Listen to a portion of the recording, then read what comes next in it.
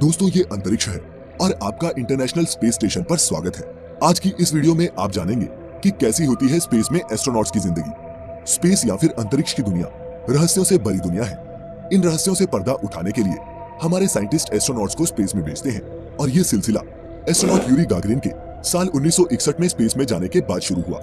दोस्तों, स्पेस हमारी पृथ्वी जैसा बिल्कुल भी नहीं है और इसीलिए इसमें कोई शक नहीं कि स्पेस में गए एस्ट्रोनॉट्स की लाइफ काफी चैलेंजिंग होती है।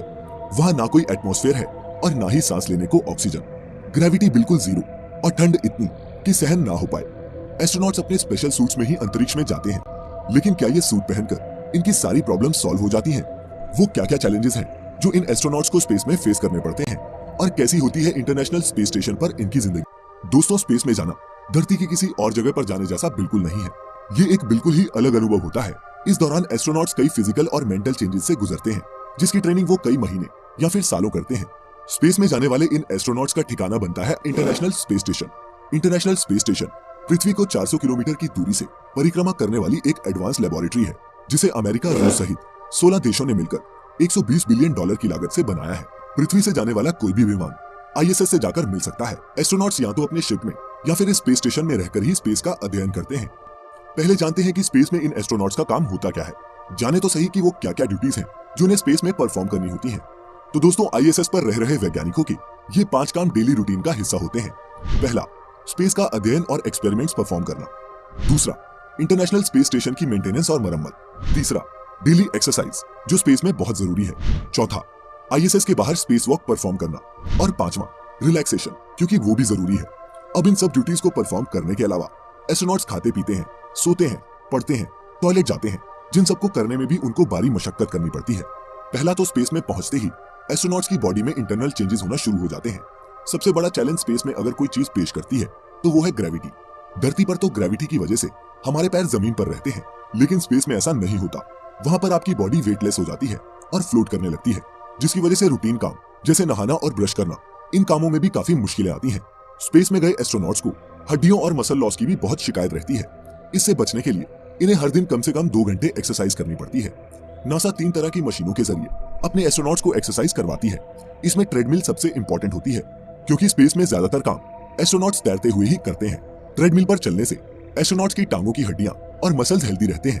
पृथ्वी पर हम सभी के लिए एक दिन 24 घंटे का होता है और स्पेस में गए एस्ट्रोनॉट्स भी पृथ्वी की ही तरह 24 घंटे का टाइम फॉलो करते हैं। लेकिन स्पेस स्टेशन की घूमने की तेज रफ्तार की वजह से इन 24 घंटों में ये 16 बार सूर्य को देखते हैं। स्पेस में जाने वाले एस्ट्रोनॉट्स अधिकतर ओमेगा कंपनी की स्पीड मास्टर प्रोफेशनल नाम की रिस्ट वॉच का ही इस्तेमाल करते हैं। एस्ट्रोनॉट्स को ये घड़ी पृथ्वी के टाइम के हिसाब से सुबह उठने में मदद करती है। सुबह उठने के बाद ये एस्ट्रोनॉट्स पृथ्वी जैसी रूटीन ही फॉलो करते हैं, लेकिन इनका इन कामों को करने का तरीका पृथ्वी से बेहद ही अलग होता है। शुरुआत करते हैं टूथब्रश से। एस्ट्रोनॉट्स के पास एक ग्रूमिंग किट होती है, जिसमें टूथब्रश और टूथपेस्ट जैसी सभी जरूरी चीजें होती हैं। ब्रश करने के लिए सबसे पहले पेस्ट को ब्रश पर लगाना होता है, और चूंकि वहां सारी चीजें तैरती रहती हैं, टूथपेस्ट उनके मुंह से बाहर ना निकले, इसके लिए उन्हें अपने मुंह को ज्यादा से ज्यादा बंद रखकर ही ब्रश करना पड़ता है। एस्ट्रोनॉट्स जो टूथपेस्ट करते हैं उसे निगला भी जा सकता है। फिर ब्रश करने के बाद अपने मुंह को साफ करने के लिए वो वाटर किट और वेट वाइप्स का इस्तेमाल करते हैं। अब बात करते हैं टॉयलेट की। बिना ग्रेविटी वाली जगह में टॉयलेट का इस्तेमाल भी अलग तरीके से होता है। सिंपल भाषा में कहें तो यूरिन के लिए बाथरूम में एक पाइप लगी होती है, और नंबर 2 के लिए बाथरूम में एक बहुत ही छोटी सी सीट होती है, जिसमें एक सक्शन ट्यूब फिटेड होता है। इस सीट में एस्ट्रोनॉट्स खुद को सही से फिट करके इसका इस्तेमाल करते हैं। सफाई के लिए टॉवल या नैपकिन का इस्तेमाल होता है। एस्ट्रोनॉट्स के ह्यूमन वेस्ट को स्पेस में नहीं फेंका जाता, बल्कि पैक कर वापस धरती पर लाया जाता है, जहां लाकर उसे जला दिया जाता है। बात करें नहाने की, तो स्पेस में नहाने के लिए एस्ट्रोनॉट शावर के नीचे एक बड़े से बैग में खड़े होकर नहाते हैं। वे पहले शैम्पू को अच्छी तरह से बॉडी पर मलते हैं और इसके बाद वे स्पंज या फिर कपड़े से शैम्पू और पानी पोंछते हैं, ताकि वे इधर उधर बिखरे नहीं। शुरुआती स्पेस मिशंस के दौरान एस्ट्रोनॉट्स यूरिन को ओपन स्पेस में फेंक दिया करते थे, लेकिन अब एस्ट्रोनॉट्स का यूरिन भी फिल्टर होकर फिर से स्टेशन के ड्रिंकिंग वाटर सप्लाई में डाल दिया जाता है। स्पेस स्टेशन पर किसी भी चीज को वेस्ट नहीं किया जाता। आखिरकार इसे हफ्ते के 7 दिन और 2400 घंटे इसमें रहने वाले एस्ट्रोनॉट्स को साफ पानी, हवा और पावर प्रोवाइड जो करनी होती है। सुबह फ्रेश होने के बाद ये एस्ट्रोनॉट्स ब्रेकफास्ट करते हैं। नाश्ते में यहाँ भी घर की तरह ही किचन ब्रेड होता है। यहाँ खाने की सारी चीजें डिहाइड्रेटेड फॉर्म में ही होती हैं, ताकि वो लंबे समय तक खराब ना हो सके। आमतौर पर खाने में अंडे, मीट, ब्रेड और सब्जियां होती हैं। ये specially graded food items Japan, रूस और अमेरिका में ही तैयार किए जाते हैं। खाने के बर्तन भी खास तरह के होते हैं, ताकि जीरो ग्रेविटी में कांटे और चम्मच उड़कर किसी की आंख में न घुस जाए। इसके बाद एस्ट्रोनॉट्स अपने कंप्यूटर और इक्विपमेंट को चेक करते हैं। लिनोवो का थिंकपैड ऐसा इकलौता लैपटॉप है जिसे इंटरनेशनल स्पेस स्टेशन में इस्तेमाल करने की अनुमति है। इसके बाद धरती से संपर्क करके मिशन के बारे में चर्चा या फिर आगे की प्लानिंग की जाती है। अमेरिका, चीन और रूस ने इतिहास में कई एंटी सैटेलाइट मिसाइल्स छोड़कर कई सैटेलाइट्स को तबाह किया है, जिनका कचरा आज भी अर्थ के ऑर्बिट में घूम रहा है। कई बार मलबे के इन टुकड़ों से आईएसएस को नुकसान भी पहुंचता है। ऐसी सिचुएशंस में स्पेस सूट पहनकर एस्ट्रोनॉट्स स्पेस स्टेशन से बाहर निकलकर इस लैब की मरम्मत करते हैं। जब एस्ट्रोनॉट अपने शिप से बाहर निकलकर ओपन स्पेस में जाते हैं तो उसे स्पेस वॉक कहते हैं। दिन भर के काम और एक्सरसाइज करने के बाद डिनर करके रात 9:30 से 10:30 बजे तक एस्ट्रोनॉट्स अपने अपने स्लीपिंग पॉड्स में जाकर सो जाते हैं और फिर अगले दिन भी वो इसी सेम रूटीन को फॉलो करते हैं। ये पॉड्स कैप्सूल जैसे होते हैं जिसमें एस्ट्रोनॉट्स स्लीपिंग बैग के अंदर आराम से सो सकते हैं। एस्ट्रोनॉट्स इन्हीं पॉड्स में अपनी पर्सनल चीजें, लैपटॉप और किताबें वगैरह रखते हैं। वहीं स्पेसक्राफ्ट में एस्ट्रोनॉट्स खुद को शिप के किनारे बांधकर सोते हैं।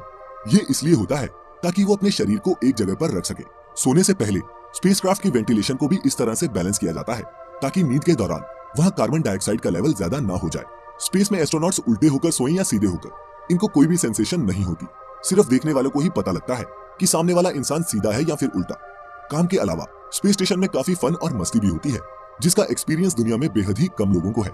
दोस्तों, अगर ये सब देखकर आप भी ये सोच रहे हैं कि काश आप भी स्पेस और इंटरनेशनल स्पेस स्टेशन को एक्सपीरियंस कर पाते, तो हम आपको बता दें कि आने वाले टाइम में शायद आपका ये सपना भी सच हो जाए, क्योंकि कई प्राइवेट कंपनीज तेजी से स्पेस टूरिज्म की फील्ड में अपने कदम बढ़ा रही हैं। अब वो टाइम दूर नहीं जब कंपनीज आपको स्पेस टूर पैकेजेस ऑफर करेंगी, लेकिन इसके लिए आपको एक मोटी रकम खर्च करनी पड़ेगी। पैकेज के रेट्स का अंदाजा आप इस बात से लगा सकते हैं कि एक स्पेस सूट बनाने में ही लगभग 80 करोड़ रुपए का खर्च आता है। इसीलिए अगर आप भी स्पेस जाने का सपना रखते हैं तो इतने पैसे कमाइए कि एज ए टूरिस्ट आप भी अंतरिक्ष की सैर पर जा सकें। स्पेस सूट्स इतने महंगे क्यों होते हैं, इस पर वीडियो तब जब इस वीडियो पर आपके 10,000 लाइक्स मिलेंगे, तो इस वीडियो को थम्स अप देना ना भूलें। और अगर आपको ऐसी और भी इंटरेस्टिंग वीडियोस देखना पसंद है तो हमारे चैनल को अभी सब्सक्राइब करें और नोटिफिकेशंस उस बेल आइकन पर क्लिक करके ऑन कर लें, ताकि आपसे हमारी कोई भी वीडियो मिस ना हो पाए। और सबसे अच्छी बात तो ये है दोस्तों कि ये बिल्कुल